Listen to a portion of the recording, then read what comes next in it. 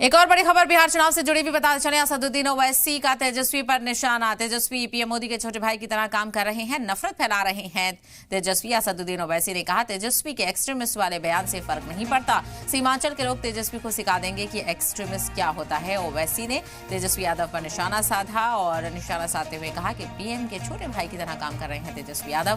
तेजस्वी नफरत फैला रहे हैं, ये इल्जाम असदुद्दीन ओवैसी लगाते हुए नजर आए। इक़्तिदार हासिल करने के लिए गुरूर में डूबे हुए हैं ये वो शख्स हैं जो नमाजी को एक्सट्रीमिस्ट कहता है। तेजस्वी जो गाली देनी है दे दो, चरमपंथी वाले बयान से फर्क नहीं पड़ता।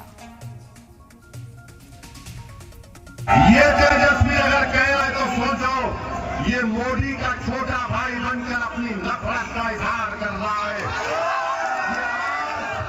ये आज सत्ता में हासिल करने के लिए और गुरूर और तकब्बुर में डूबा हुआ शख्स है जो किसी नमाजी को चरमपंथी कहता है। अरे सुन तेजस्वी, तुझे जो गाली देना है पकड़े, मगर याद रख असदुद्दीन ओवैसी 5 मरतबा का सांसद है।